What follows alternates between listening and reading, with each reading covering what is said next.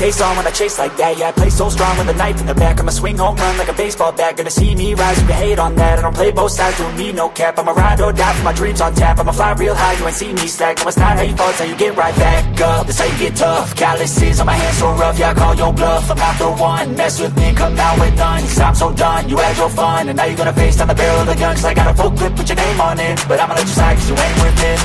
Time staying strong, need to move on to be what I want, I'll keep dreaming on. Time staying strong, need to move on to be what I want, I'll keep dreaming on.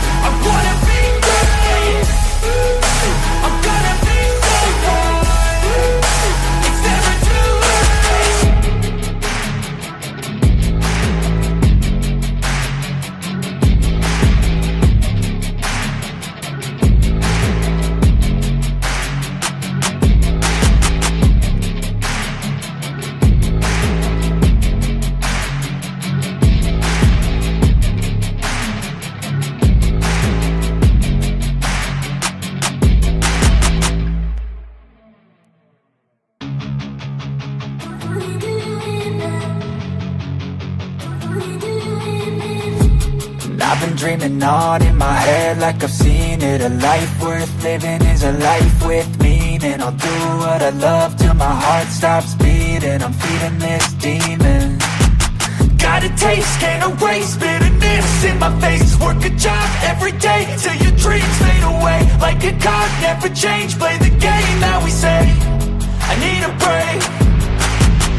I'm staying strong, need to move on to be what I want, I'll keep dreaming on. I'm staying strong, need to move on to be what I want, I'll keep dreaming on.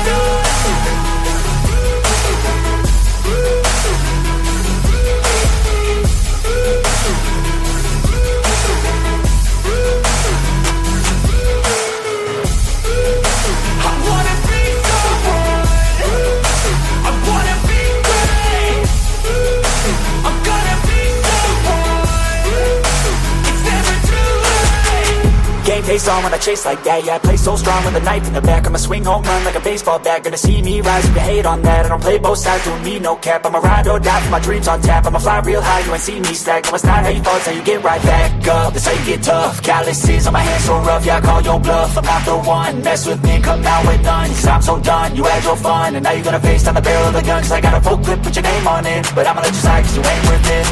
I'm staying strong, need to move on to be what I want, I'll keep dreaming on. I'm staying strong, need to move on to be what I want, I'll keep dreaming on.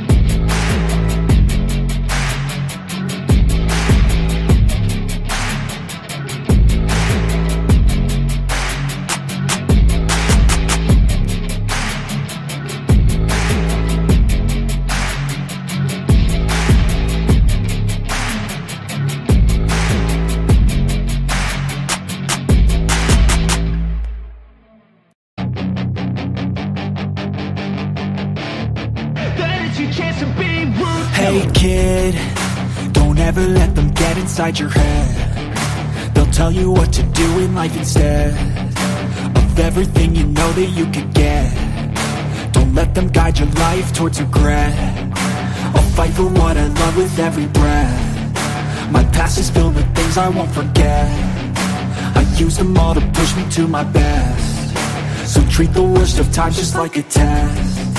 If only I could go back in time, I'd tell myself that everything will end up alright. Just push yourself, test yourself, figure out what you like, and find your limits, don't be rigid, always work towards a prime. Surround yourself with open minds, people can change your life. A few friends with intent can help you feel alive. Find a passion, take some action, and with a little time, just be patient, make a statement, try to enjoy your life. They'll try to kick you while you're down, they wanna rise up while you drown. They wanna fill your head with doubt, they're silently scared that you'll figure it out. I'll make it look like I'm losing, won't bother hiding my bruises. And when they finally think you're wounded, then it's your chance to be ruthless.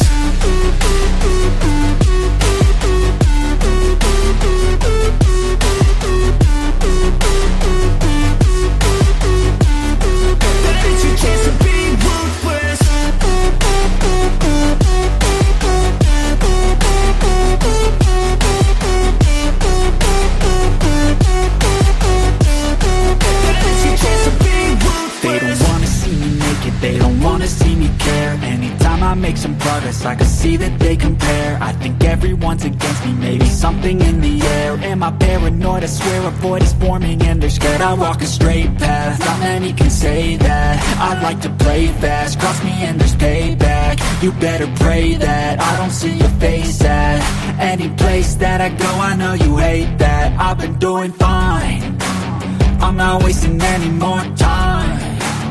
I live for the fight and the climb, and I think that the pain that's deep inside is what defines.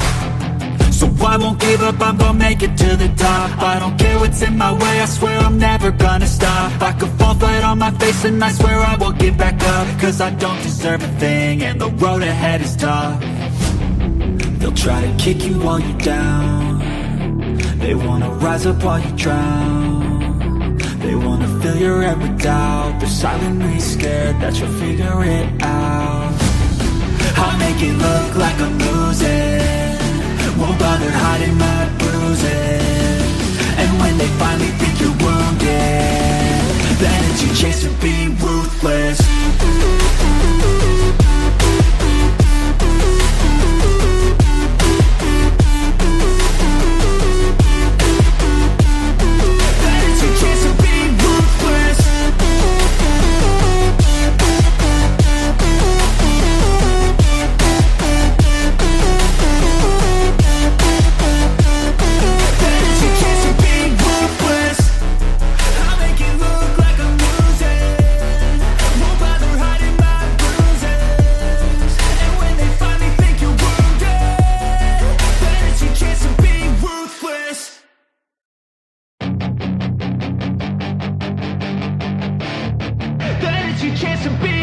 Hey kid, don't ever let them get inside your head. They'll tell you what to do in life instead of everything you know that you could get.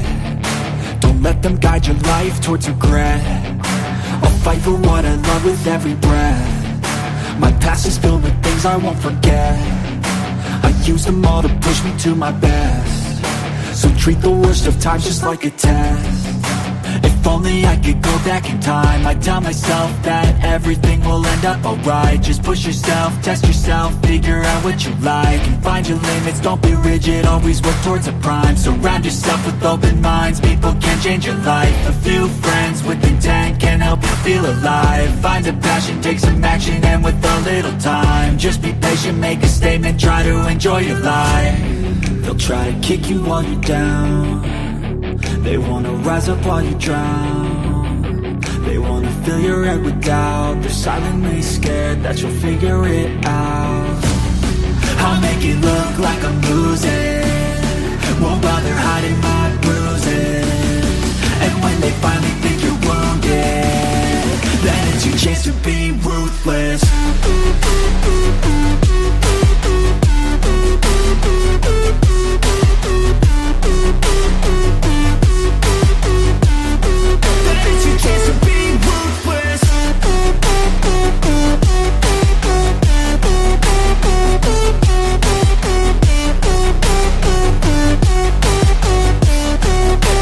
Chance to be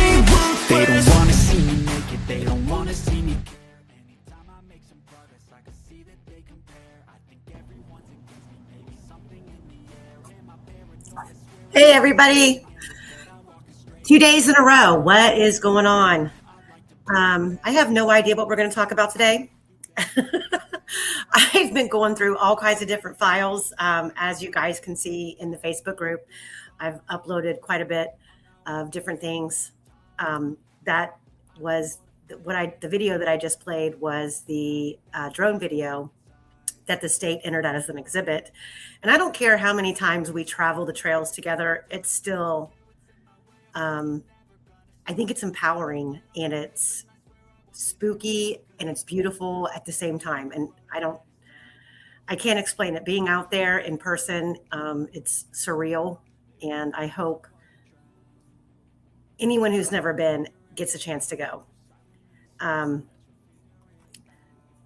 Mary Beth says that gives me anxiety just going across the bridge on the video. Yes, in person, it's even worse. You have to excuse my appearance. This is me getting out of bed today and doing absolutely nothing but hopping on the computer down here in the kitchen and just working. Let me bring on my man. Hello, Quester. Hello, Amy. God, you sprung this on me, didn't you, you rotter? I sure did. And we're going to kick off this live with a bang. I'm just going to spill the beans. Can't help it, but for my dear friend who has been ran through the ringer 1,000 times over, been accused of doing nefarious things, unethical things, I find it very intriguing to know that on the Vault episode 38, the vault that brought the house down, in regards to a screenshot that I showed where I was being threatened to be copyrighted because the prof said he owned that screenshot. I mean, imagine that. You own a screenshot. So guys, just remember, if you screenshot a screenshot of a screenshot, somebody else owns it. Just letting you know. But he owns the screenshot, and it's a piece of discovery, which when it was handed to me, no one said that it was discovery. I don't care. It doesn't matter. If I've got it and I'm allowed to share it, I'm going to share it. Unless someone specifically says do not do, I don't do. Otherwise, I'm going to share it with you guys. So the interesting thing is that the reason it became such a high level of dramatics over this whole fucking screenshot is because this screenshot was, in fact, a piece of discovery that somebody snuck a screenshot of a computer screen, apparently because they weren't supposed to be having access to certain aspects of discovery, but somebody pulled a fast one and got a picture of a computer screen. And that, from what I understand, was Erica Morris, who then shared the discovery with Prof, who then shared it with other people, and somehow it ended up in my lap. And the fun fact is that Erica has went on a rampage on the internet with allegations and accusations and derogatory comments towards Michael Osbrook, claiming that he's done things like shared discovery, even discovery he never even had access to. He was accused of it, and just tried to paint him as a bad actor when in fact that's not the case. And yet here we are with two PIs who volunteered to help on a case, who somehow took a picture of a computer screen and shared it with Prof, and then Prof shared it, and now the joke's on them. Just saying. So apparently I'm the bad guy, I guess. So Well, I'm not a barrister or anything, but I have difficulty working out exactly how anybody has copyright on something they stole. Exactly. Like I don't like anything that we share on a live is, it's free public access. You guys can screenshot. I've even encouraged you screenshot this while it's on the screen. I don't claim ownership of anything, even the stuff that I've created on my own and stuff that Quester has created. We've shared it. We've made it accessible to you. I mean, if you go into our Facebook group under files, you're going to find pages and pages and pages of hard work, and we share it. So it is what it is. But the fact that this is all, everything comes full circle. And I know I'm a naughty girl. I really am. But the thing is that I was given information and told use it to the best of your ability, and I did. And no one said, let me check mark this thing and check mark that thing that you shouldn't share because I'm not supposed to have it, or I was given this in confidence and now I'm sharing it and I'm not supposed to be. I was never told any of that. And this is about multiple people who share things. And at the end of the day, we're all supposed to be on the same team. We're all supposed to be on Abby and Libby's team. Team Abby and Libby is where we're supposed to all be. And nobody should be targeting anybody who is trying to further getting answers. And that's why you don't ever hear me on, ever, unless, like I told you yesterday, it's dropped on my doorstep and sat on fire. I don't get into the drama. I'm not here for that. But when I'm targeted constantly, and it's like the less I say or do, and I stay focused on the case, the more of a target I put on my back. So I might as well face it and address it. And so I just wanted to kick off this live with a bang, and there's the bang. So moving on. Quester, I sent you a couple PDFs. I don't know if you had a chance to go through them. And kind of picking up where we left off yesterday. And by the way, this live can go in any direction because I have no set agenda for the topic today. That's why it's called an open chat. But we did leave off yesterday with some questions about Brad Holder and his work schedule and what kind of car he drove, yada, yada, yada. So, Quester, did you get a chance to read those things? Yeah, I'd read the first one before, but okay. I hadn't seen the second one, which was quite useful. It clarified a few things that I thought probably existed. Very useful. Yeah. So just doing some comparing and contrasting this morning between the Brad Holder deposition and the Susan Case interview. Susan Case was the one that Brad and Andy did the deposition on in regards to Brad Holder's work schedule, time clock. The one thing that, well, there's actually a couple things that stand out. And one is nobody put eyes on Brad Holder at work that day. That's the biggest thing. She can't ever remember seeing him, other than she can say that his time card was clocked in and clocked out. And the hours that he worked that day were not his normal hours, which is odd. I would love to see like a 90-day work schedule for him and see what the normal clock in and clock out is, because I know at most companies, if you are not scheduled for overtime, there's a clock out time.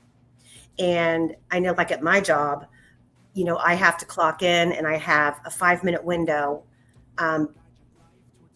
before and after where I'm considered late. I can clock in a little early to give me time to get to my area, or if I clock in after 5 minutes after, I'm dinged. And so most companies have regulations about that. So I'm curious if, what his normal work schedule was, but based on that information that she provided, Susan Case, he didn't have any reason to be there as late as he was supposedly that day. And the time cards are available pretty much in like a commissary room where employees gather to clock in, and anybody could have picked up his time card and utilized it for him. And we know that he had a very good friend who worked with him. So was said friend willing to swipe a time card and swipe it a second time to clock him out? We don't know. It was suggested. It's a thought. And at the end of the day, personally, other than the nefarious work schedule and his bogus check-ins at the gym, I mean, he checked in on Facebook, which you can do from anywhere and say you were anywhere. So it's not proof that he was actually physically at the workout gym. He can say whatever he wants on Facebook and do a check-in. Like I could check in right now on Facebook and say I'm in Orlando, Florida, while I'm sitting here and talking to you. So yes, he did it. Was he trying to impress a girl? I mean, who knows why he did it? It doesn't necessarily mean that he was there. But it does lead into what was going on the 13th that day that brought attention to himself. And why he felt the need to create some sort of a false alibi. And then in less than 12 hours later, he checked into that same gym again after midnight. So that raises some red flags, along with all of his Facebook posts. And at some point in time, we have to realize that there can't be this many coincidences in the same case. You've got Brad Holder, you've got the connection with Elvis Fields, who lives down in Rushville, where Johnny Messer is from, who are all congregating in Delphi with Patrick Westfall. And the crazy thing is that nobody would have made that connection really between Brad Holder and Elvis Fields if it wasn't for Elvis Fields' sister driving all the way up to Delphi to go to the police station and say, "Oh my God, my brother has confessed to being on the bridge that day with the girls," and he spit on them and gave one of them horns because reportedly she was a pain in the ass. So I don't know. What do you think, Quester? Well, I was quite interested in seeing one of the names in the second document you sent me. One of the names that sprung up. I won't say the surname, but the first name was Chris. Remember it? Chris. No, I don't. I can pull it up. Yeah, I was just wondering if it's a relative of a certain famous woman in this case.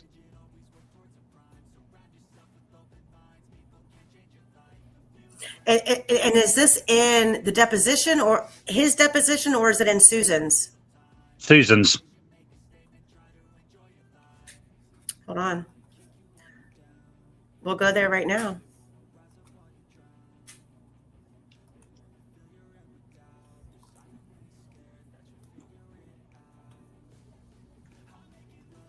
Okay, I can't look at myself anymore. Today's one of those. Just throw it in a pony and go. All right, I'm uploading Susan's deposition. So no, law enforcement. Oh, fun fact. We'll get to that, but no. Apparently, there was video at the Liberty landfill, and law enforcement just chose not to obtain it. to get factual clock in, clock out times, employees coming and going, the important things that investigators do. They should have put Erica and Christine on the fucking case. They would have done it, right? And here's a fun fact. It's a 36-minute drive from where Brad Holder was supposedly at working, 24.9 miles to the Monon High Bridge trail system. So 36 minutes is how long it would have taken him to leave work and get to the Monon High Bridge trail system. So keep that in mind. Because if we can ever narrow down exactly where he was and when, then we could probably, incorporate that 36-minute drive to see if it's even possible. And just to be clear, and Quester, I want to, before we go on to Susan Case's deposition, I want to be clear that I'm not really a big fan that Brad Holder was involved in this. I don't know why. The impression in the research that I've done on him, I get the impression that he was more of a follower and just wanted to be a part of a niche of people where he felt he belonged, he felt he was uplifted. And for example, the photograph of the two girls that he posted, pretending to be dead on the forest floor with sticks over them, that wasn't even his photograph. That photograph was given to him by Patrick Westfall. And in fact, one of the females in the photograph was reportedly Patrick Westfall's wife at the time that the photo was taken. Her name is Rachel. Patrick then shared it with Brad Holder, and Brad Holder took it upon himself to post it on Facebook. And that's the backstory on the photo. So while everybody was thinking that Brad Holder had this photo and he took it and it's a replica of the crime scene, in fact, it actually was a photograph from Patrick Westfall. So I don't know what you make of that. To me, I make of it like he got it from Patrick Westfall. He looked up to Patrick Westfall. So he shared it, didn't really reference where it came from or who it belonged to or why he was posting it. Now, I'm sure he fucking regrets it, but I don't know, Quester, what do you think about the whole Odinism, Brad Holder, Patrick Westfall, Elvis Field scenario? Do you think that there's an abundance amount of evidence that supports their involvement? Or do you think that we're connecting dots nefariously and we should leave it be? Well, my take on it is start with Brad Holder. I think he's one of those sad people that likes to be noticed and thought of as rather a seedy character. And when something like this cropped up, he sort of reveled in pretending he's involved. And he dug himself in a little bit too deep and people started looking. But so I agree with you. I certainly don't think he was BG. As to whether he was involved later, perhaps in the cover-up or whatever, I'm not sure. That could go either way. Odinism, there's a heck of a lot that says Odinism was there. Now, whether that means it was an Odinist ritual itself, or whether somebody used that or their knowledge of the rituals to try and send the investigation off into some wild roadway, I tend to think it's the latter. Because although there is a lot of it in there, it's just not quite right, if you know what I mean. Mm-hmm. It's almost like an outsider or a newbie decided to make it look like it.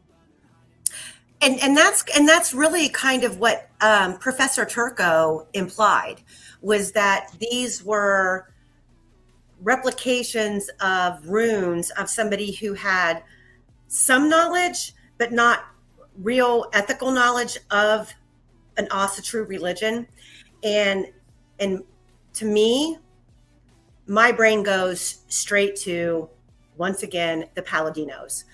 They had numerous friends, numerous close associates that were involved in Asatru, Vinlanders, that sort of thing, to where they would know something like, the arrangement of the sticks could have intentionally thrown the investigation off, which in all actuality, it's either Odinism or it's not, and it served its purpose, meaning the sticks and the arrangement literally did their job. If the people who committed this crime, if their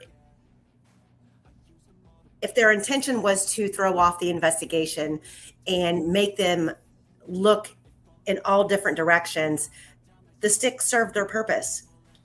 But I don't care what anybody says, these sticks were not a concealment. They did not hide the bodies. They weren't a distraction of anything. They were intended to throw off the investigation, just like the F on the tree. That's just my opinion. Take it for what it's worth. It doesn't really matter at this point, because it's all going to come down to the evidence and the discovery that the defense was given. I don't believe was thoroughly gone through, and I think that whatever happens next, we're going to go into these oral arguments. We're going to hear each side's argument to the judges, and then a ruling is going to be made. That ruling is either going to kick the case back to the state, hopefully, and I know that you guys don't want to hear this, but I'm hoping that this shit drags out long enough for Judge Gall to retire, because anything, in my opinion, that is kicked back to the state level that will go before Judge Gall is going to be fucking pointless. It's going to be a waste of time. We're talking 6 to 8 months of time clicking off the clock for Rick Allen sitting in prison, because Judge Gall is going to sit on it before she does anything to drag it out. So I would rather them drag it out up front, to where when it gets kicked back, it may go before a new judge. So, but then again, Judge Gall has made it very clear she's going to retire at the end of her term in January, but she would like to make herself available if needed. So, the state of Indiana could be assholes and say, well, since you sat on this case at the trial level, we're just going to keep you on it. Or the judges who hear the oral arguments are going to make a decision to say that Judge Gall needs to be removed. And I don't know how likely that is. Judges do not like to scold other judges, really. And that was the one argument that Michael Osbrook raised in the motion to correct error.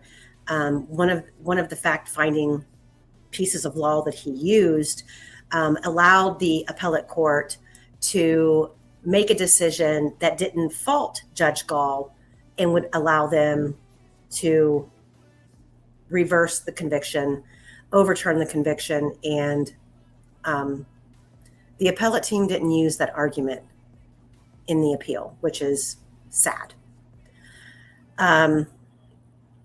Yes, Mary Beth, Gall needs to go. She needs to hang it up. And I don't know what her connection is with Nick McClelland. She's from Allen County. I think that everybody was hopeful when she was assigned to oversee the case that she was more than qualified. But immediately on the onset, she showed her true colors. She did nothing in this case that showed that she was balancing her job as the keeper of the facts and the law. It was one-sided, over-toppling on the state's side. And I don't care who you are. You know what? You could tell me today, you could show me proof that Rick Allen committed this crime. Show it to me. I'll accept it. Show me the proof. However, Rick Allen, innocent or guilty, did not get a fair trial. And that is a problem. So no matter what side of the fence you fall on, innocent or guilt, our justice system needs to be held accountable. Not just in Indiana, but across the country. You don't get to just arrest someone and take away all their rights and throw them in captivity like a fucking animal and then convict them and not allow an actual defense to be put forward. Those are not the fundamental. Those aren't the fundamental rights that our Constitution provides us. And if anything, stand on that soapbox and argue. Not for Rick, although I believe Rick is innocent, but even if he was guilty, a fair trial and due process is entitled to every single one of us who breathes air in this country. And that matters. And it matters for all of the wrongful convictions that we've seen in this country across the board. So we're going to hop into, go ahead. Before you hop into that, a couple of things. First of all, a quick remark about the Odinist stuff. Mm-hmm. Although I don't believe it was a full Odinist thing, I think we have got to recognize that somebody there knew Odinism. Someone there knew enough to put all that stuff around. And we know Rick Allen, so in no way does he know anything about it. Correct. The second thing is what you're saying about if Rick Allen is guilty. Well, it's very easy to turn around and say, okay, we know he's guilty, rot in hell. I can sympathize with that. However, you have to remember that will become a litmus test for everyone from then on. Mm-hmm. You will be saying that if you can't nail a person honestly, then the system has got a free run to nail you dishonestly, make things up, lie, cheat, bulldoze you through the trial if they think you're guilty. Now, if you think that's okay to do once, then it's okay to do again and again. And one day they'll knock at your door. And we'll see what you think then. Right. Everything becomes precedent. And that's exactly spot on as far as just when you think about it in the perspective that a trial costs, in this case, millions, thousands of dollars being paid out, and Carroll County taxpayers are responsible for funding that. And if the judge is going to be so biased and unbalanced and rule only for the state and railroad a defendant, what is the point of even having a trial? Why are taxpayers being responsible for a fake ass trial, basically?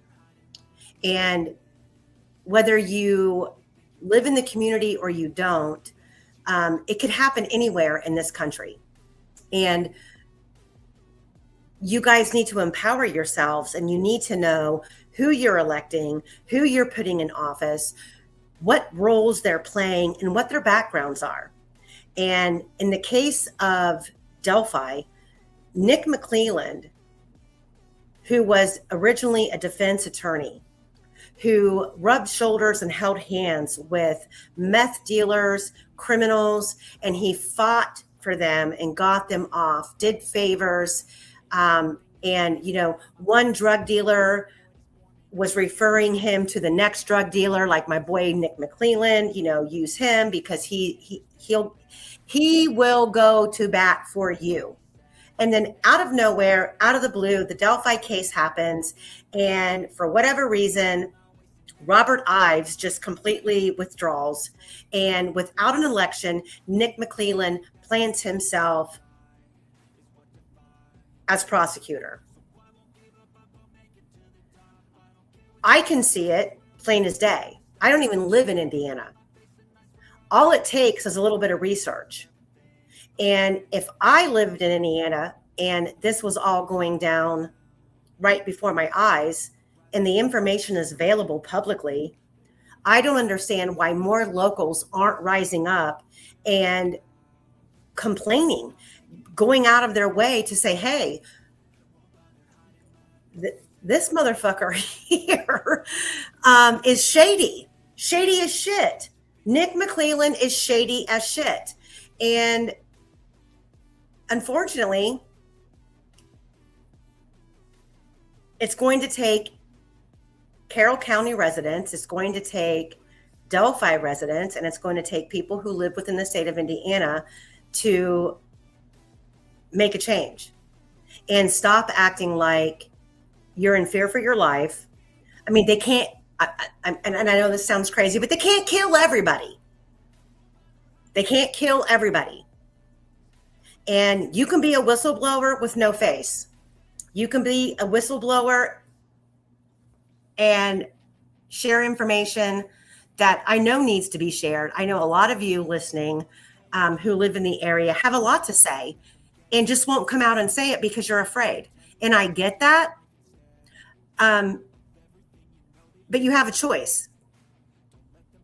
You can either come forward anonymously and share what you know, or you can expect more of the same.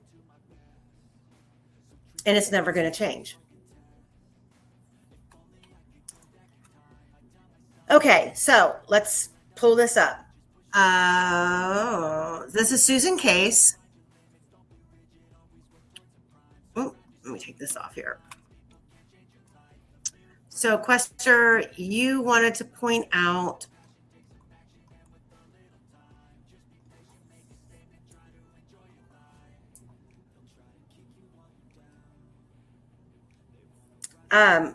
so Susan Case ran the scale house in the morning, and then she went into the office from 6:30 a.m. until 1:30 p.m. And she was interviewed because, according to the defense, she had access to Brad Holder's work records.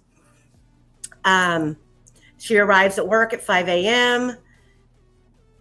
and she's been working there since, well, she started arriving at work at 5 a.m. since 2002.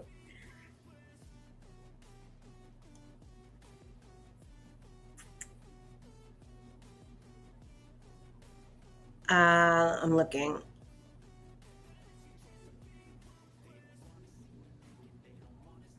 I'm looking for the name that you talked about.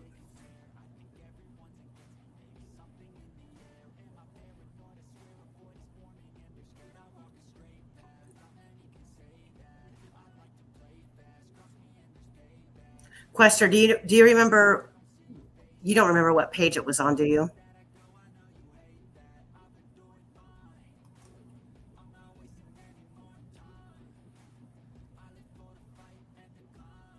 Quester? Sorry, I was muted. Yeah, it's a little bit further down where they're talking about the people he was working with. Okay.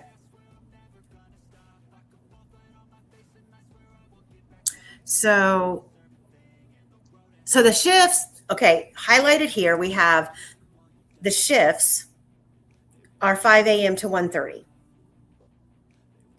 And the second shift is from 7 to 3. So we know Brad Holder clocked out well after 1:30 on the 13th.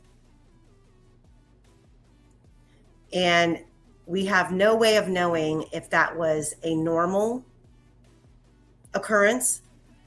Did he stay over after 1:30 for whatever reason, overtime, whatever the case may be? Did he come in late, stay later to get his 8 or 10-hour shift in? We don't know. But on the 13th, I believe he clocked out at, what was it, 2? What time did he clock out on the 13th?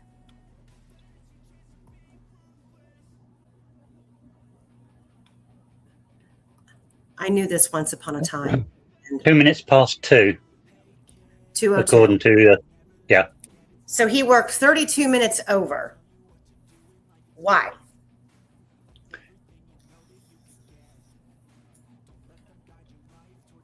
So I'm looking for. So speaking of the person that you said that you didn't want to actually say the whole name. But as you've pulled this up, I can, because we're about to see it. Shank. Oh, fuck.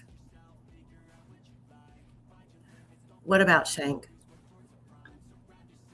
According to this, I'm just looking through it, but one of Brad's workmates was Chris Shank.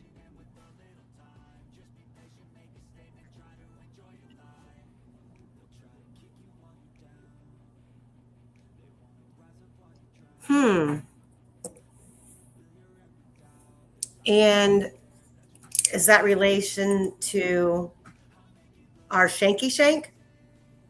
That's what I'll be digging into. It's not an incredibly common name. No, it's not.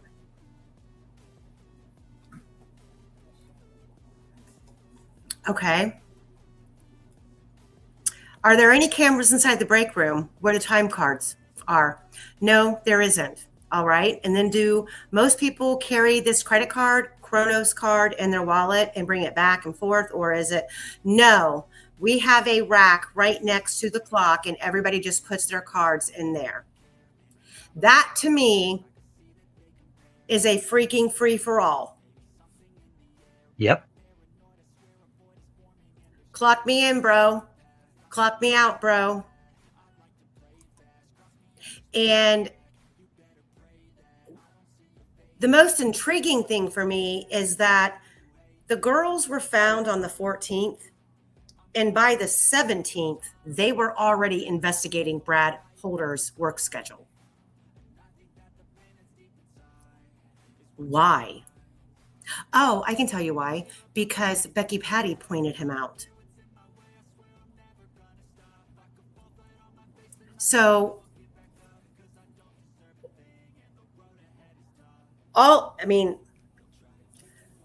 of this, it's like they did the bare minimum and they didn't go full board. Full board would have been obtaining whatever cameras were on the property that would show the comings and goings of employees, the operations of the day. Instead, they just took some people's words for it. However, I want to bring to your attention some information that came to my inbox. And guys, this is like a daily occurrence. Just stuff just drops in my lap. And this is interesting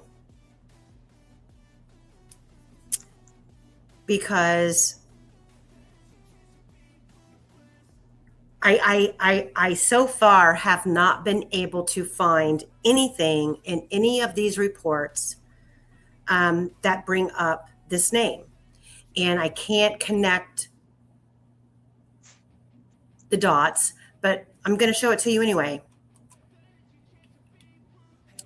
So inbound in my inbox, Fred Rogers is the officer who supposedly checked Brad's alibi at Liberty Landfill, which is in White County. Well, that's not the officer's name that is on the report. It was actually Hammond. But let's read on. Fred worked for the Pulaski County Sheriff's Office at that time. Why is he going from Pulaski to White County to check an alibi for Carroll County? So Pulaski County to White County and Logansport, it's about 40 minutes in between. Nobody has looked into this, and I really wish someone would, because I factually know that Brad Holder and Fred Rogers know each other from when Fred was working in Logansport as a dirty cop. That's right, Fred worked in Logansport previously and knew Brad and his first ex-wife, Shannon, when he investigated the alibi of Brad Holder. And about today's show, Shannon Holder had a junky red car back then. Also, Joe Huddleston, who died in a house fire on Potawatomi Road in Logansport, was Shannon's half-brother. No cause was ever released for the fire. A lot of us locals believe Joe was murdered. A lot of the fires around this case. Just know Brad and his alibi investigator know each other. Why else does Fred investigate in a different county? And the picture to your right is Officer Fred Rogers. So that's a lot to chew on.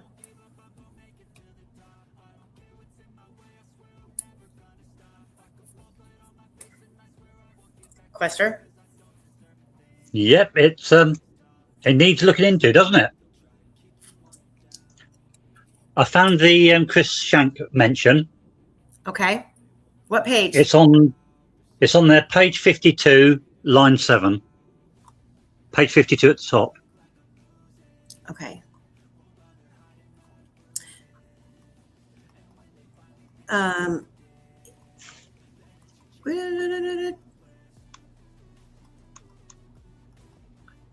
Page 246 at the bottom. Okay.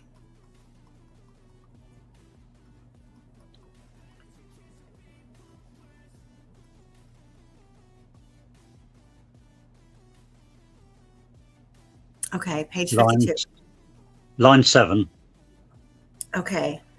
Okay, so let's start at the top. Was there anything that you discovered over time that was unusual about him or that bothered you about him? Answer, no. You should meet the guys I work with. Okay, that's a complex answer. They're all fucking weird or they're not. That's the way I take that. He's obviously got some of the truth. Question, what do you mean by that? I think I know one of them, Chris Shank. Does he work out there?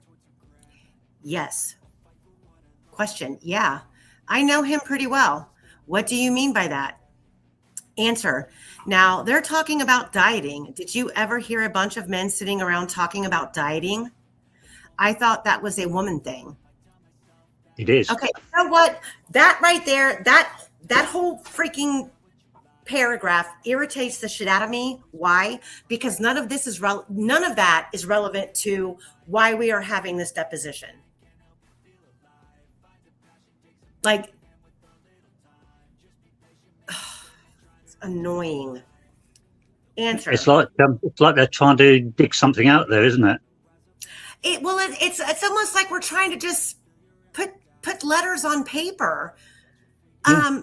Did you not bring any factual, real information to the deposition to pin somebody down to get some real information out of them? Like you're concerned about men sitting around a table talking about dieting because you think it's supposed to be just a woman thing?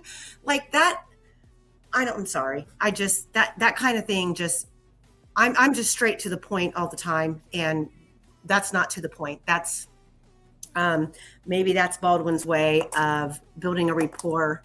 But we're 52 pages in and Well, it was notable that Baldwin said, "Yes, I know him pretty well." Yeah, I'm like, okay, so did the court reporter get it wrong, who was taking the ledger of the actual deposition? Because it seems like that's not something I would expect Andrew Baldwin to say. It sounds like maybe Susan Case would have said, I knew him pretty well. But it is what it is. I'm sure they signed off on it, and we have to take it for what it's worth. And Andrew Baldwin is the one who said, yeah, I know him pretty well. What do you mean by that? Now they're talking about dieting. Did you ever hear a bunch of men sitting around talking about dieting? I thought that was a woman thing. Question. So I feel like this is all jumbled, because I don't feel like the question should have been, yeah, I know him pretty well. That's not a question. That's really an answer. Yeah, I know him pretty well. What do you mean by that? And I don't know. This whole line of questioning, I feel, is out of sorts, but maybe it's not. Question, do you remember anything unusual about him? I'm assuming him would be Chris Shank. Answer, no. Question, that you were like, yeah, he's a little off, or there's something going on with him that makes me uncomfortable, or anything like that? No. Did he ever talk about his personal life at work? No. Brad was pretty quiet. From what I remember of him, he was pretty quiet. Question, did you have any sense of his religious practices from anything that we've talked about? Answer, no.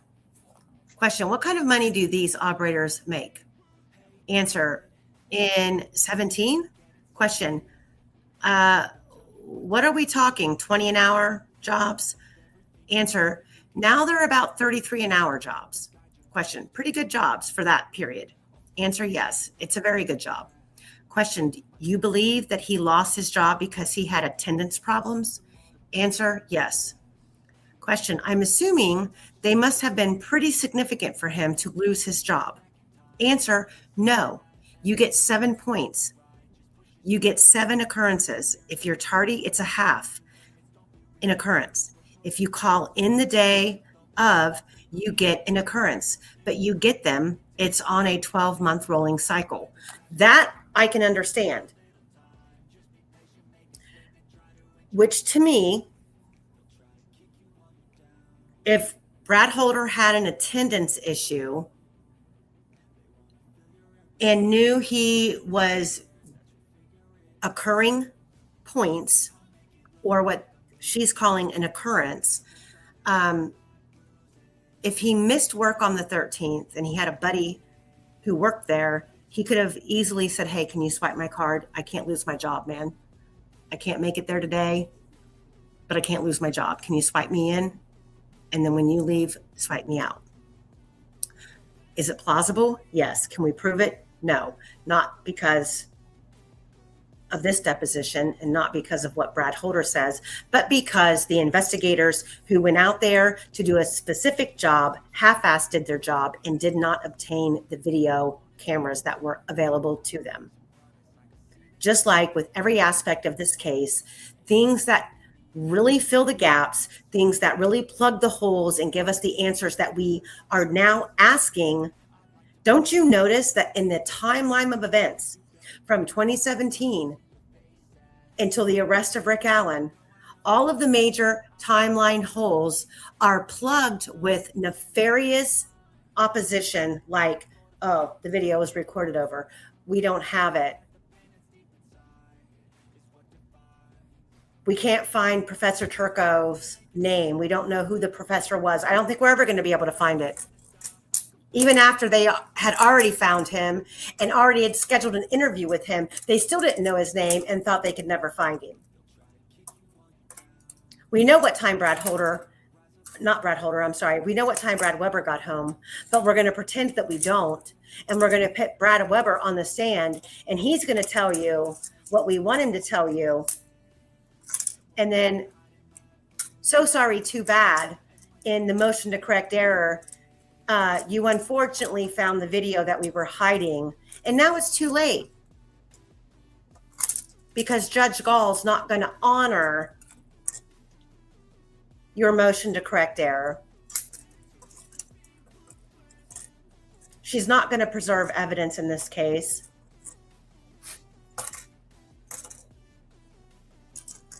Again, how many coincidences can occur in one criminal case? And then again, how many real, actual suspects who have real connections in a case, and we know not all of them can be the killers. We've got the Brad Holder, Patrick Westphal group. We've got Ron Logan. We've got Keegan Kline and his dad. We've got the Paladinos. And every single one have connections to this case that you cannot ignore. Is this all a joke? Or is this what the state wanted to present as a conundrum so we could never figure out the truth? I don't know. Well, there are two common denominators with every single person you've named. First one is meth, and the second one is Derek. Mm-hmm.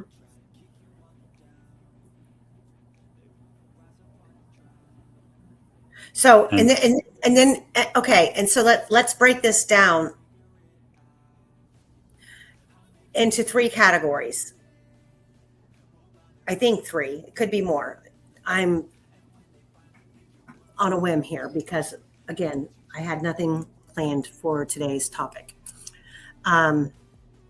So with Keegan Kline, the only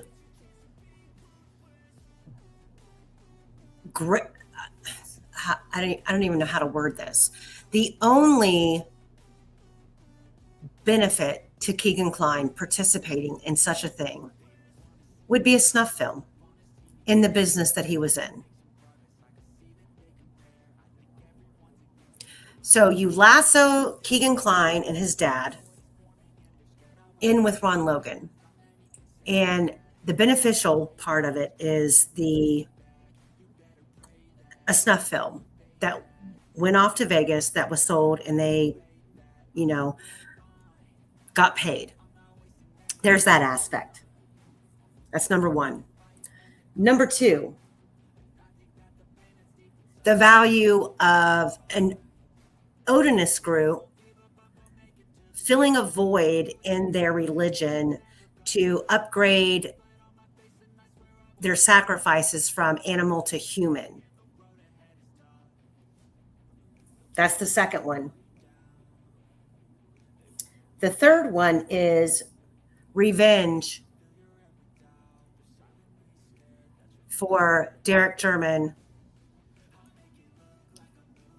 acquiring $100,000 worth of meth from a very powerful group of people and not paying for it.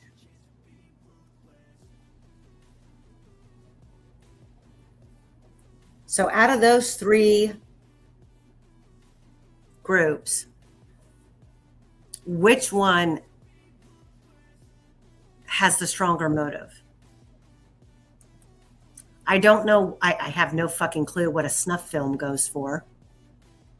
Well, I'll tell you, he apparently he's got no previous for snuff films. And if you were going to do that, you wouldn't do it so high profile, would you? I would assume, though, if they would have snatched the victim and taken them away somewhere, and there's no point in bringing them back. Plus, he was known about for how many years before they finally arrested him? A long time. 3 years, yeah, 3 years, something to that effect. He's been used as a fish hook to try and catch others. And again, for the peanut gallery in the back, those of you who are lurking, who aren't in chat, you are never, ever, ever, ever going to get your hands on that Dropbox. As valuable as I believe that it is, and I've said this all along, because it involves child exploitation, that will be the hook, line, and sinker as to why it will never come out. You are never going to get your hands on the Dropbox.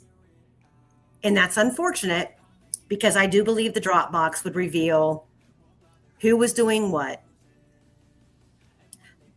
However, it is what it is. We have to move forward. We have to keep plucking away the feathers of what really transpired in this case. And to me, the one real vendetta, to me, for me personally, is the drug angle. The getting back, knowing what the Paladinos were into, knowing the amount of meth they were moving, knowing that they had law enforcement officers on the take, getting paid off to look the other way or to inform them of, hey, you're about to get served with a search warrant. You better clean out your house. That shit's real. That shit went on in Indiana. This is not the first case. This is not the only county where law enforcement was on the take. But for me, I don't see a connection between Ossetru and law enforcement. I don't find a connection that law enforcement would be willing to stick their necks out for people who practice the religion of Ossetru and felt the need to upgrade from animal killings to human sacrifices. What is the gain there? Nothing. I don't see Patrick Westfall and Brad Holder having an abundance amount of money that they would be able to pay off law enforcement to cover for them. So to me, let's just set that angle, that number one angle aside. And I don't believe that law enforcement would be willing to put themselves in jeopardy for a cover for me, let me make a snuff film and I'll pay you off. No, I don't buy that. I don't think that's true. I think the scenario played out amongst these people seemed to correlate with the crime, but when you start to stipend off every angle of the allegations, you realize, okay, this really doesn't, apples and oranges here. Ron Logan's lived out there for over 50 years on that property. And I'm going to come back to that because there's some serious allegations with that part of the argument that I think is worthy of looking into. But what is beneficial for Ron Logan to participate? I mean, we're not talking sexual assault. We're not talking abducting two young girls. And I hate to put it in this perspective, but I have to. Abducting two young girls for the benefit of what? Sexual favors, sexual slaves. We're going to take them to my house. We're going to keep them hostage. We're going to do this. We're going to do that. What would Ron Logan benefit from participating in any of this? I mean, is he willing to put his life in jeopardy at his old age in hopes to be paid off because what he's participating in would be paid substantially by a snuff film? I mean, you have to weigh the weight of this case and what it would take for someone to actually go through with committing this type of crime, and the why and the how and the benefit. With Ron Logan, someone his age, if you believe all of the things that were said about him, you would assume that there would be prior victims. Now, I know that there is allegedly a young girl who used to go over to Ron Logan's property and help take care of the horses, brush the horses, and there was some perverted exchanges that Ron Logan tried to press upon her. And I don't know who that is. Some people have alleged that it was Kathy Shank's daughter. Some people have alleged that it was a teenager who used to show up at horse shows and horse auctions with Ron Logan. I don't know. It just, to me, somebody at his ripe old age doesn't just decide one day to commit a murder like this, especially with it being on his property. Then you come to number 3. People who don't give an absolute fuck about anything because they have law enforcement in their back pocket. It's been an ongoing negotiation for years that law enforcement got paid off, look the other way, don't raid this property, don't raid that property. If you arrest him, charge him with the minimal, and we'll bail him out. We'll send him on his way. And thanks for your help, law enforcement. And Nick McClellan will make sure that your cocaine habit is funded and supported, and you have a endless supply as you drive around Carroll County and Delphi in your party bus. However, this MFer over here owes me $100,000, and he's on the Fed's witness protection list because he flipped on everybody that he ever dealt with in Kokomo. And we've been able to accomplish multiple convictions, including Christy Martin, thanks to Derek German. But we can't let him slide. You all have let him slide. He got away with getting out from under a 50-year conviction. Just mind you, Reese Davis is sitting in prison for calling 911 on himself because he needed help. And because there were facets of methods to make meth in his home, he was sentenced to like 50 fucking years. And you've got Derek German robbing fertilizer plants, selling massive amount of methamphetamine. You've got partners like Christy Martin, who's moving meth across state lines in a box truck, and he does no time in jail. So is law enforcement going to back up the Paladinos and let this one slide? You didn't take out the actual fucking bad man here. You took out his kid for revenge. Which one, 2, or 3, which one makes more sense to you?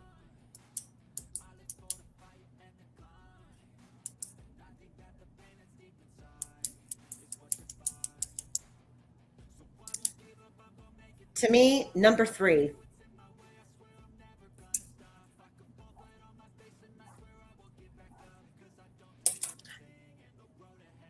Monticello. Everybody from Monticello surrounding the Paladinos, including Emily Collier, who was friends with the girls, who was arrested across the street from the Paladinos with 9 other people with a massive amount of methamphetamines, who refuses to speak on it, who told me herself that Talitha Beckley pointed out to her there were evidence under the floorboards in the Palladino trailer down the hallway. The Palladinos dealt with the cartel. They were transporting meth in from Arizona and California. Nick McClellan served as a defense attorney on numerous cases that they were charged with.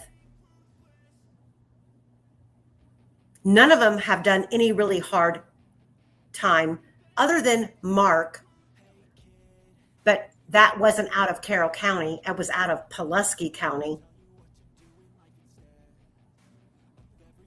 Yeah, American Night Mom, I've seen this play out on Sons of Anarchy, LOL, but it's for real. It's not a wild theory. No, it's not a wild theory at all. It's not a wild theory. And that's what makes it so real. And the fact that this whole case surrounds everything else. You have never seen the name Palladino mentioned in any record, court filing, transcript, supplemental report, CAD report, nothing. Even though I can show you right now 7 to 8 different tips that came in stating the same damn story.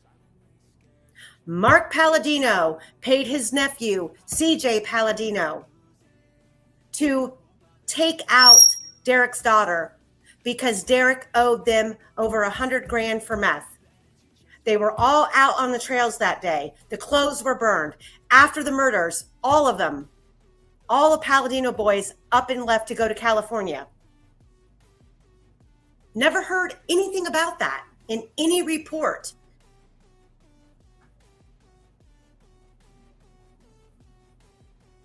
Okay, I'm off my soapbox. Go ahead, Quester, take over. No, I'm on the same track as you. The other theories, they're squirrels, as far as I'm concerned. Distractions. And they're meant to be. Because there are so many weird and not quite wonderful people in that area, it just offers itself for distractions. And if you're going to wipe out 2 kids in such ghastly ways, there's got to be a reason, a solid reason. You don't just get up in the morning and say, today I'm going to do that. Right. And This is the message. Candy asked why Libby and not Kelsey. And I'm going to tell you why. Because Libby communicated with people that were connected to Monticello. And Libby was a free spirit and she let her whereabouts known. To where Kelsey she had a boyfriend, she worked a job, she was doing other things that kept her less accessible to something like this.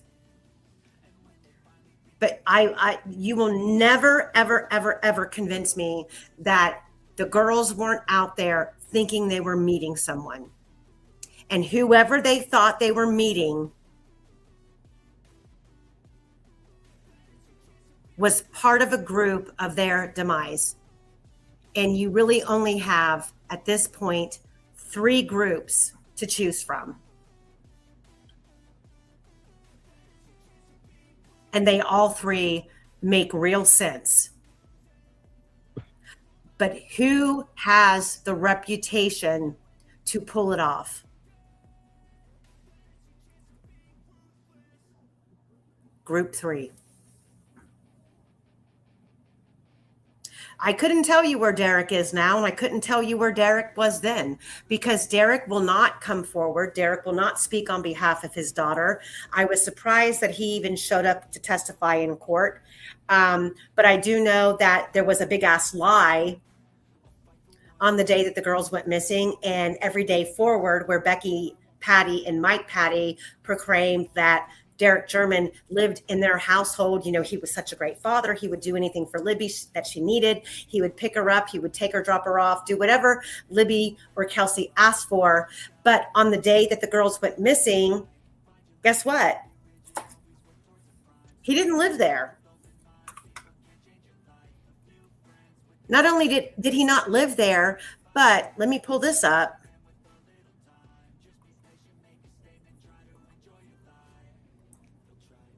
See if I can find it. The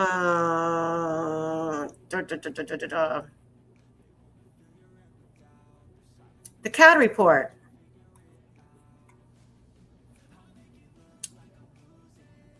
Samuel Milroy Road is where Derek German lived.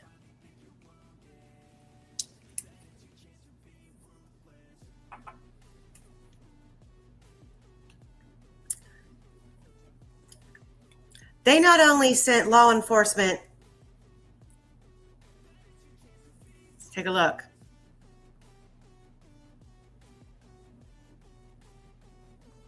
Oh, right there. Up here. At 1727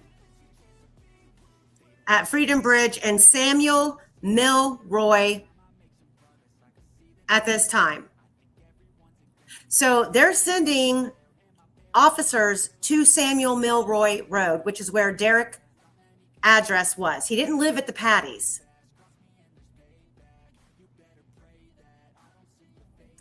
Yeah, is there music playing in the background? Sorry, I'll turn it off.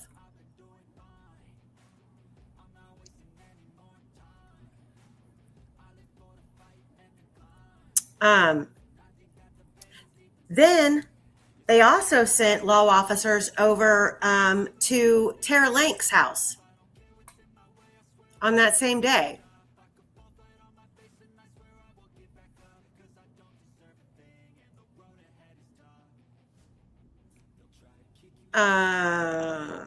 Let's see.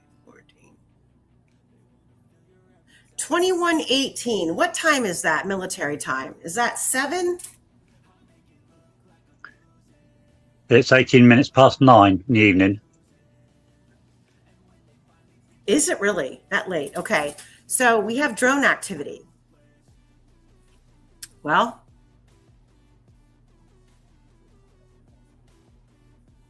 I've already showed you that I communicated with the guy who showed up out there with his drone at the request of law enforcement, who said he had a heat infrared signal on his drone. Never seen the girls. He could see animals and he could see the searchers. So Yeah, 2118 was when the drone ceased, if I remember correctly.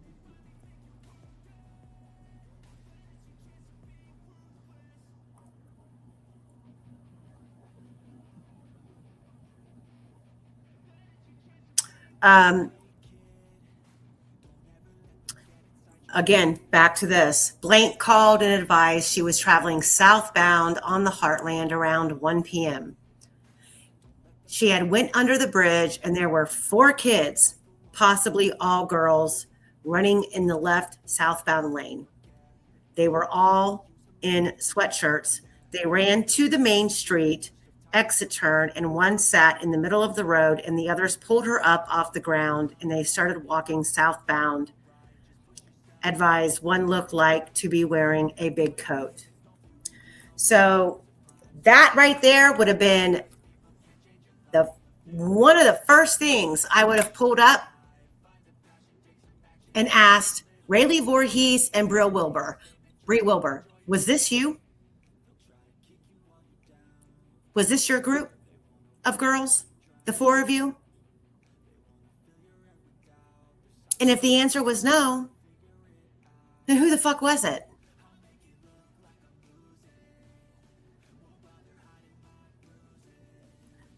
Nobody asked the real questions in this case, and it's so frustrating.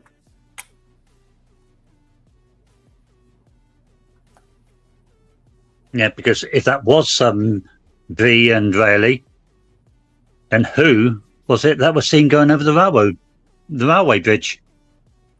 And who would have taken the photo on the bench at 1:27? Or what time was it they took the photo on the bench?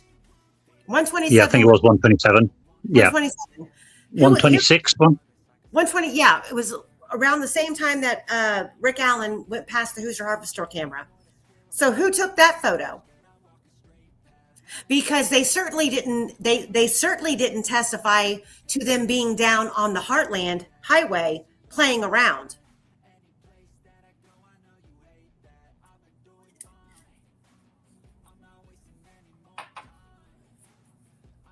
So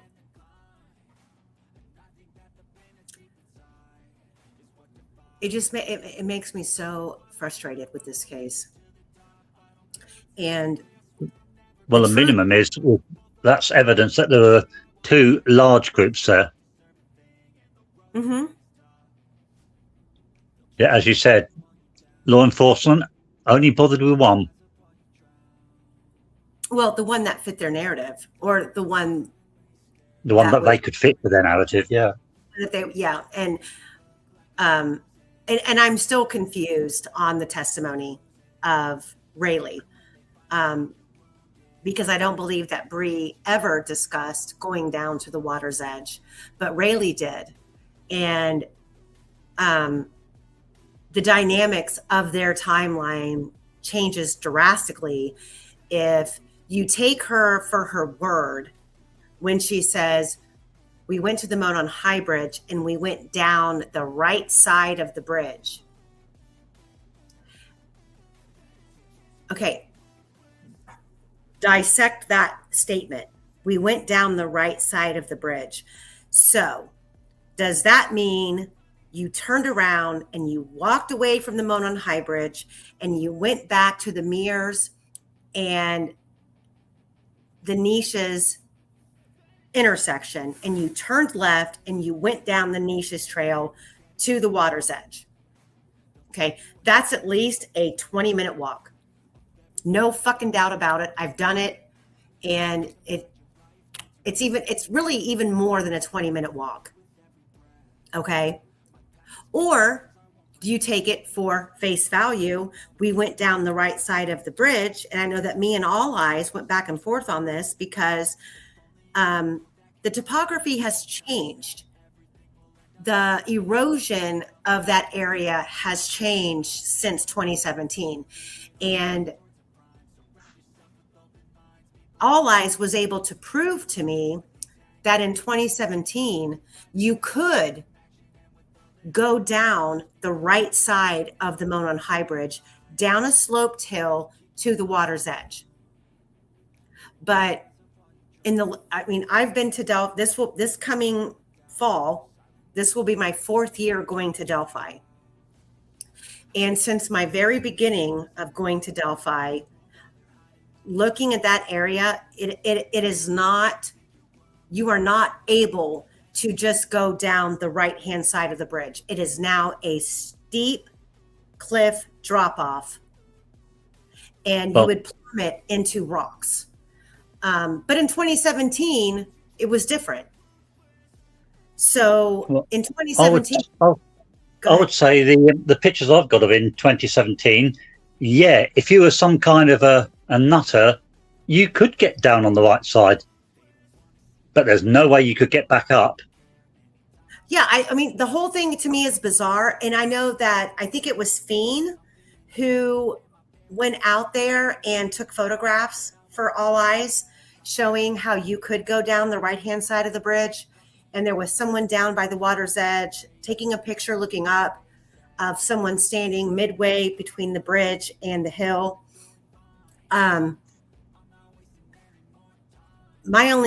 My issue with that was in 2017, they had younger girls, little girls with them. So would those little ones have been able to trek that terrain to go down? I don't know, but it's a space gap of the testimony that I have a problem with. Like, it was never explained. And I don't believe that the defense team understood the value of what they were saying. It was, I was here at this time, end of story. We're not going to talk about the semantics in between. And it matters because when you do the timeline and you do the timed walks of the area, you can't be here and here if you went here. That mattered. When the state is relying on time-stamped photos and testimony that can easily be proven wrong.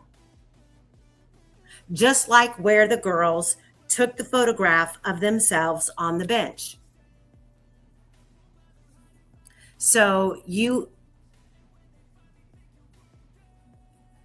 this case needs a fucking Alan Jackson. Hello, Alan Jackson, please pick up another out-of-state case and run rule it, please. We need an Alan Jackson. We need a Kathleen Zellner on this case.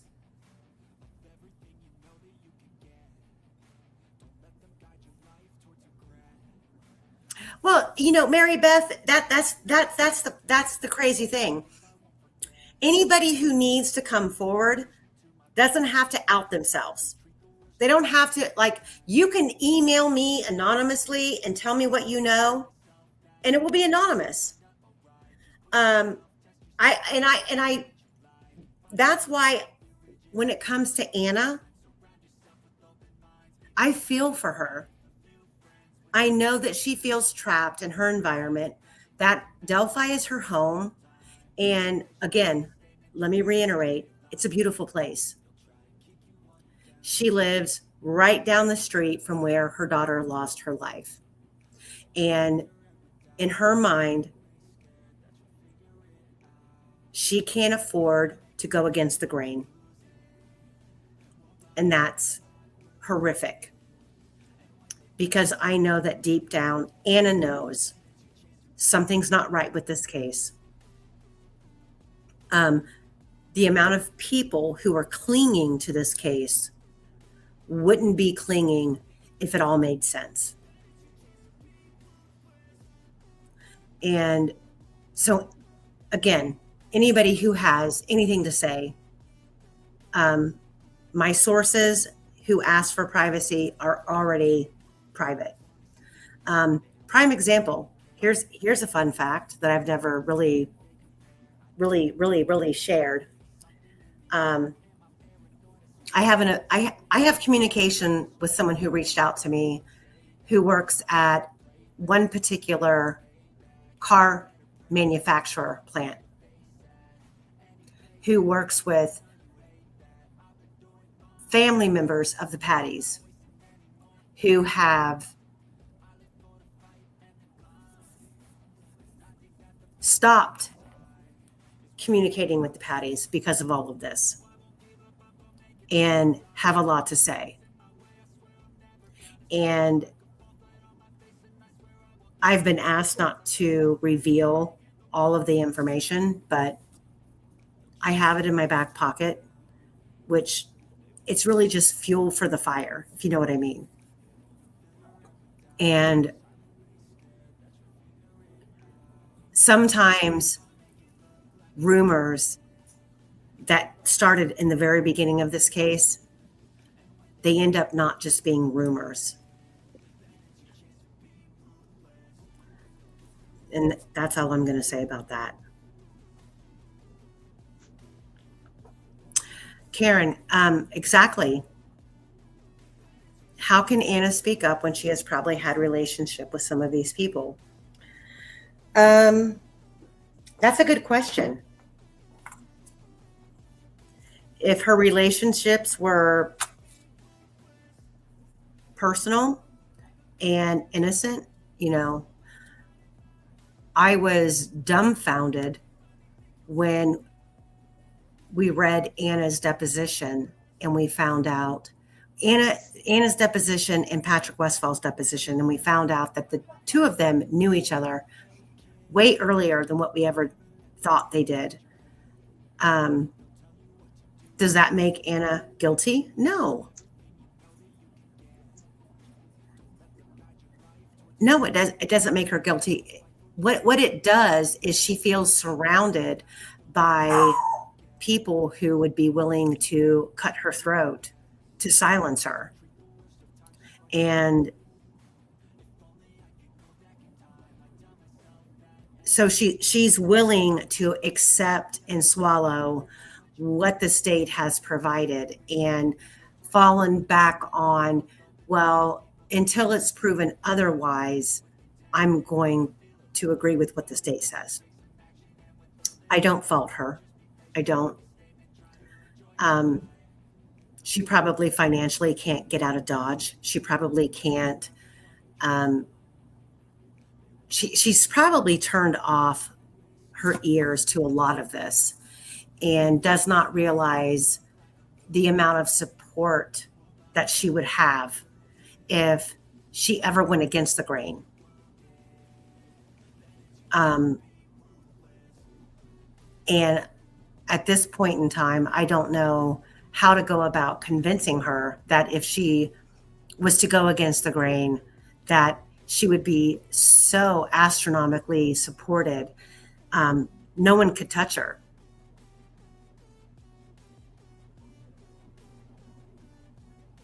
It's just all sad. The whole thing is sad. Yeah. Going on to a slightly different subject. In the chat, people are talking about Kelsey. There is one issue with her that I'd really like an answer to. Okay. And that is at, was it 6 o'clock on the 13th, when she went to the police station, she was busy deleting stuff from Libby's account. And we all know that. But think about that. Nobody supposedly knew what had happened to Libby by then. Now, if you have a sister who has a phone and she goes missing, why would you start deleting stuff from her account? Because she knew something was up. She knew something was up. She knew something serious was up, and she was removing things. That's the only answer there can be. You don't go removing stuff from your sister's account for no reason. And you can't say it's because she wanted to preserve Libby's name or whatever, because she didn't supposedly know what had happened at that time. And if you go back to information that was leaked by Matt Hoffman, who was a real paid investigator on the case, he claimed that there was a full-blown argument at the Mears Trail between Libby and Kelsey. I don't know if that's true. That again,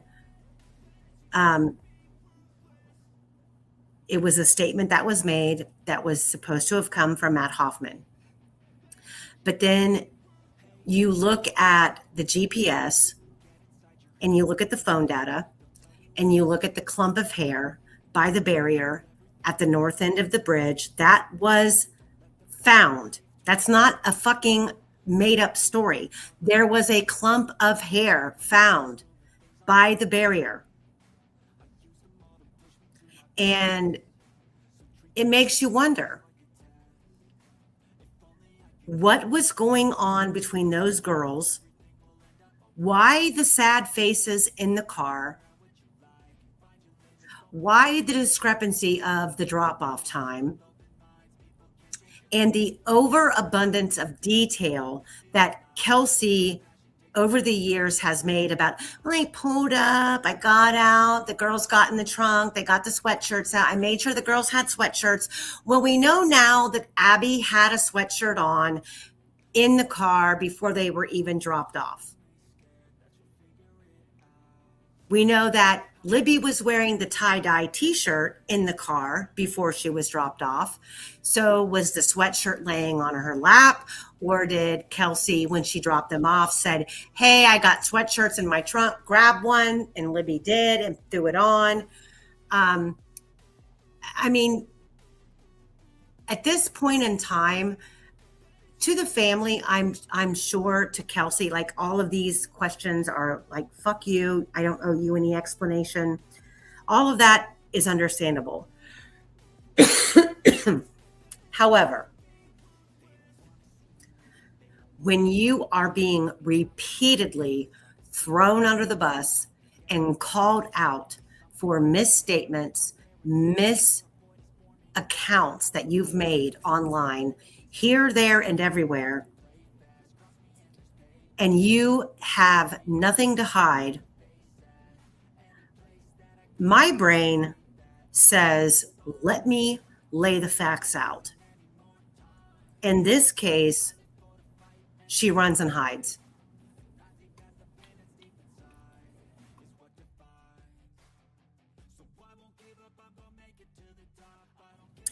And it really doesn't, it doesn't compute the whole thing. Like, the fact that she communicated with Anthony Schatz, and on one interview pretends that she didn't, and on the other interview pretends that she did. Yeah, and there's nothing in the phone data, is there? About talking to Anthony Schatz, strangely enough. Not that we've been seeing. So No. for everybody out there who thinks that, well, how does this help Rick? How does going over the phone data help Rick? How does tracking down where the girls were and where they went and how many steps they took and the distance here and the distance there, how does that help Rick? It helps Rick because we can prove that shit don't line up. And here, let me pull this up. The timeline does not work. It doesn't work. It does not work. Hold on one second. Let me pull this up.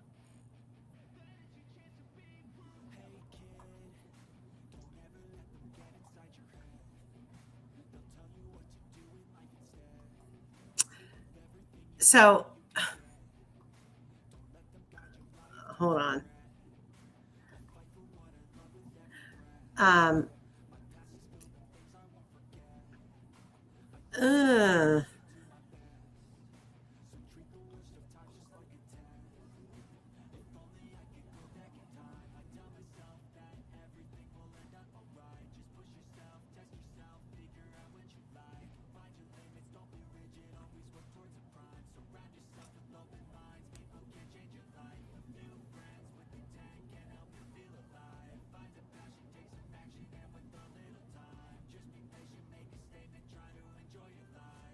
I'm looking for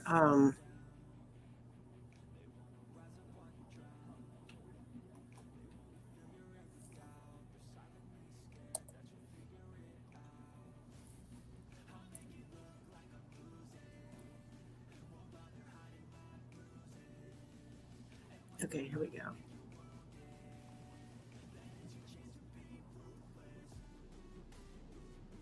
No, that's not it. Jeez, oh, Pete. Hold on, guys. Give me a second. Quester, take over for just 1 second while I look for something. Okay. Let's have a look in the chat. Yeah, there are a lot of alternative scenarios that don't involve Rick. And the point is, Gull would not allow any of them to be mentioned. There are a lot of rubbish theories that cannot be supported, but I know of at least 4 that can almost be proved to be true. They're that strong. And those 4 should have been allowed to have been aired. It's not a matter of confusing a jury, it's a matter of giving the jury all the facts. And if that does confuse them, then there's another expression for confusion. It's called doubt. And doubt equals you can't say guilty.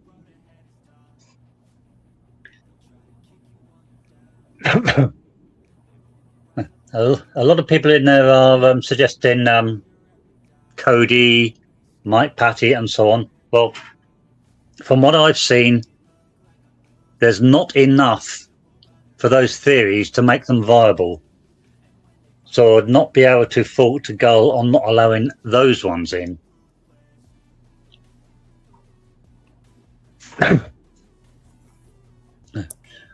I do believe that Kelsey should have been questioned stronger and deeper than she was.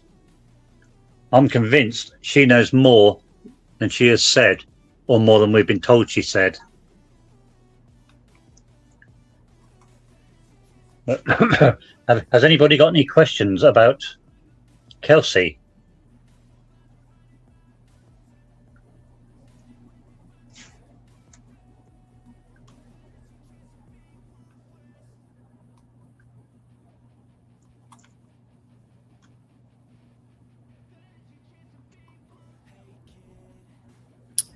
So I'm actually looking for this video. Which video you after, Amy? I'm looking for the video that we did live of the men behind Abby on the bridge. Gosh, I think that was about 5-6 votes ago, was it? Yeah, and I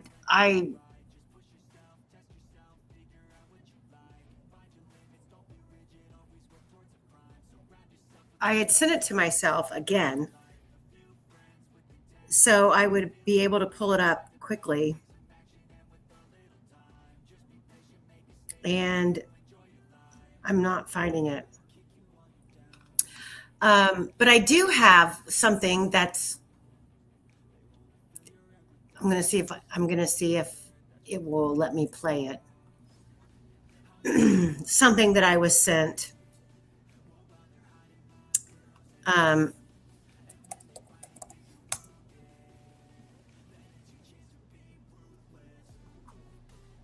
you guys can tell me if you can hear it. Let me see if it will even pull into here.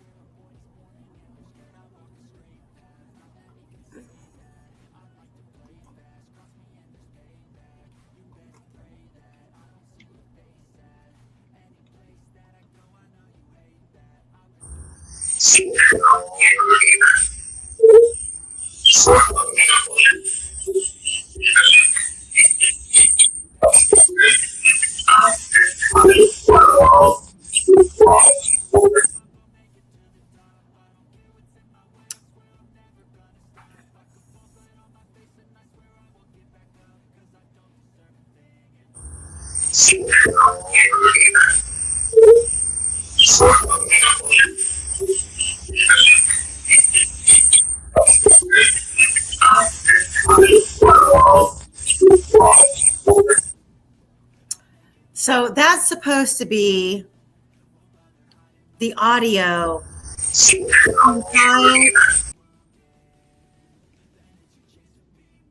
behind the actual BG video. Yeah, I really can't understand it at all. But there's more to it, and there's girls speaking in the background, but that's supposed to be audio from underneath the BG video that was supposedly hidden. I'm not going to say where I got it from because I don't know if I'm supposed to share that or not, but it is what it is. Go ahead, Quester.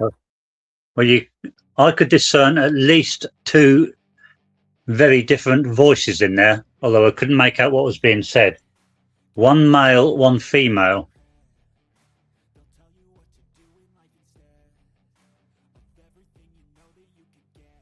But as I say, unfortunately, couldn't make out what was being said.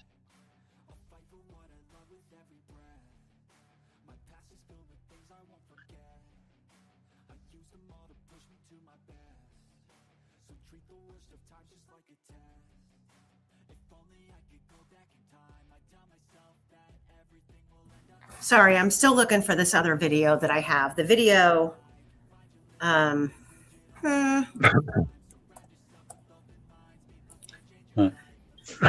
Okay, well, right. It was asked, how could law enforcement not know who was contacting Libby? Well, the straight answer is that. Good question. They knew that KK was. It's very easy to track numbers, even if they're a burner. You can still track the number. And also, you have to then ask, well, why aren't those phone calls or SMSs on the phone data that was produced in court? Which brings you back round to the original question: why haven't the people who are making those calls been identified? Well, they've not just been not identified; it's been suppressed as well.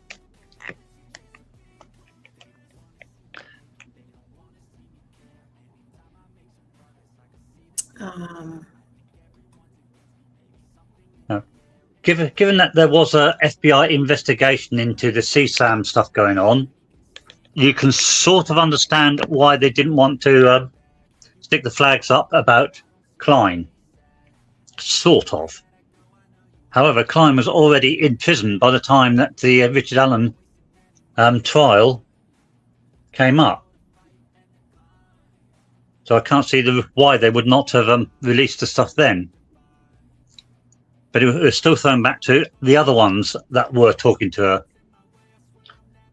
We know of several other people that were in contact with Libby on the night of the 12th and the morning of the 13th that are not listed or even pointed to in the data sheets. And why not?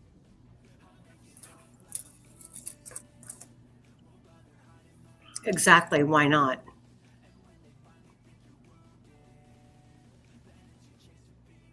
Why do I feel? Oh my goodness sakes. I'm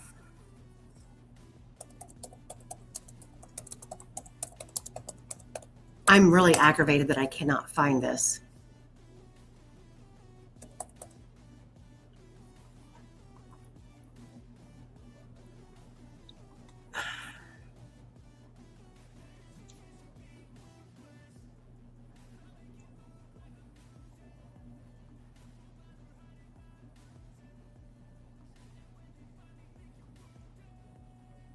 Nope.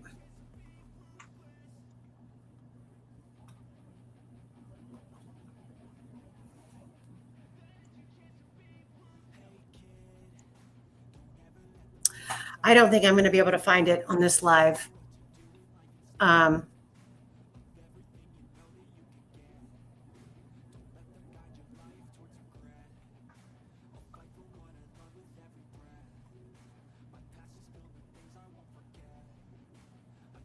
Yeah, I can't find it. Sorry.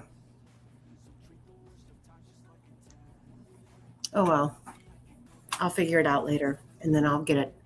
We'll use it next time.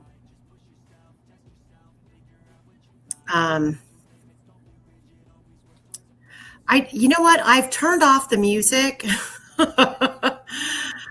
I don't know. There, I turned it off again. I think now it's gone. Hoobity hoobity. Yes. All right. You know what? Fanboy goddess, that you just hit the nail on the head. RA is a patsy chosen because he has no connections to money and power in Delphi or drop boxes and child soothsaying, the Patties or Nick McClelland or none of it. He was a great person to pin this on because he came forward and said he was on the trails. Well, when we do this Delphi marathon, I'm telling you, you are going to figure out really quick that there were a shit ton of people on the trails on the 13th.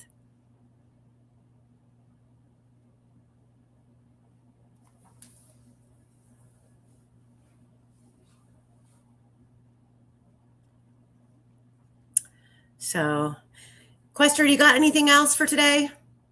This was a great this was a great live, an impromptu live, and I'm sorry I sprung it on you, but okay. No, I'll probably have the what we were talking about earlier off live about how can I put it without giving it away? About the documents your friends sent us. I've nearly finished assessing that, so hopefully on the next live we should be able to talk about that. Okay, send me a message and let me know which ones you're talking about. Which documents? Will do.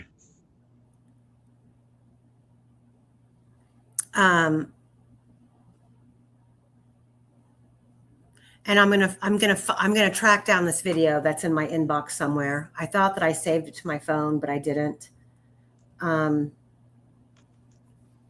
I have to upgrade my storage on my Google account because I'm being told that if I don't, I'm not going to be able to do anything else in my Google account. Jesus.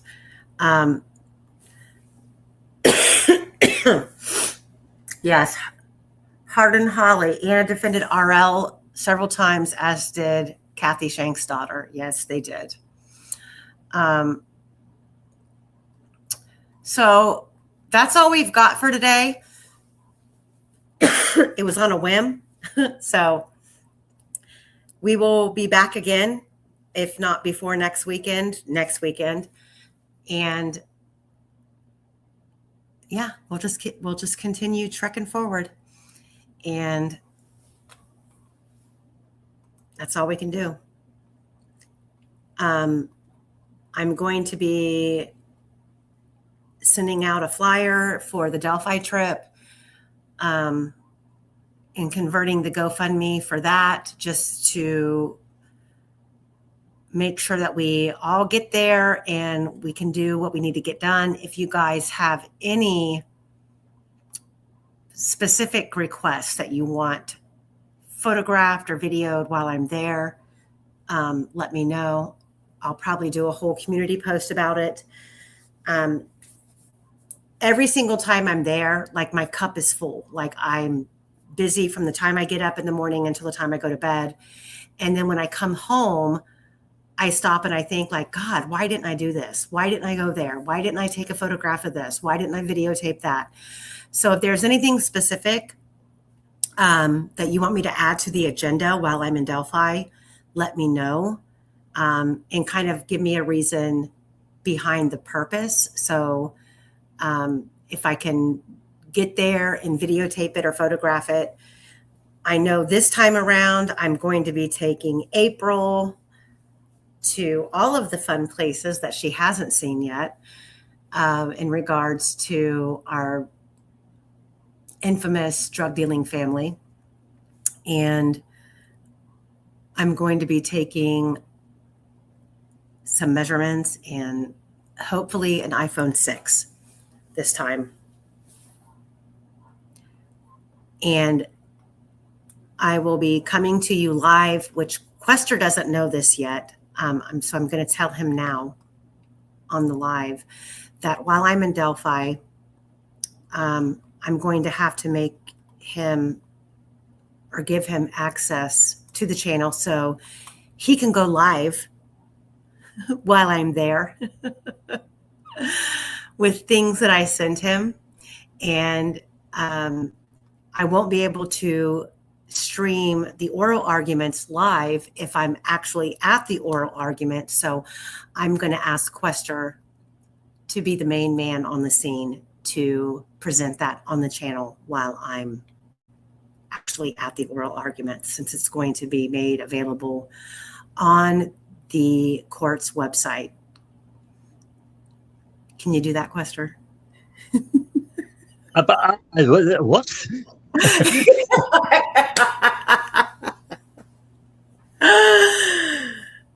So what I'm saying is that while I'm in Delphi,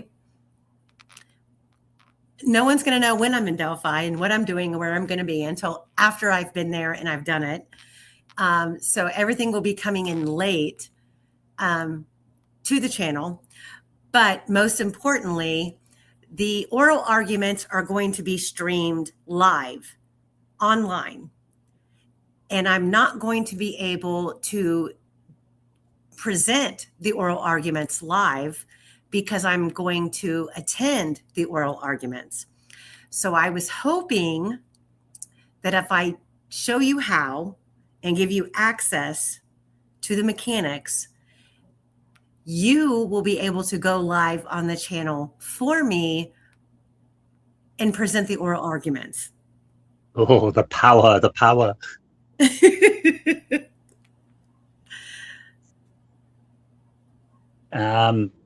No slumber party lives, by the way, just the oral arguments. Oh, damn what are you going to buy for them? Oh yeah.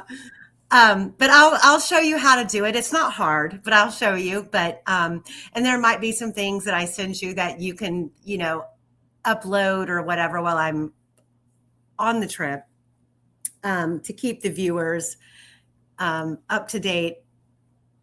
I don't know. It's just, you're deserving of that authority. And if I'm going to attend the oral arguments, I would still like the oral arguments to be streamed live, even though I think they will be, they run 30 minutes behind schedule on the live stream. And I'll attend them live, and then I will come back on and give you guys all a breakdown and a commentary of what it was like to be there, the expressions, what the judges, what I felt their response to the oral arguments were, and then also give you the rundown of who was there, what they were doing, who they were interacting with, and any bullshit that needs to be reported from boots on the grounds. I'll do that if I can get my main man, Quester, here to just stream the actual court proceeding live. Well, if Fig Souls can do it, I can't see it can be that hard. Okay, there you go. High five through the computer screen, Quester. All right, guys, that's it for today.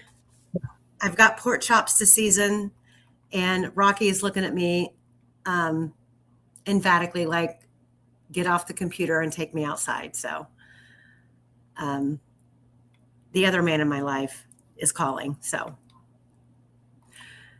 until next time, Quester and chat. Love you guys. Love you, Quester. Thanks for all that you do. We'll see you again next time. Take care, everyone. Bye. Bye.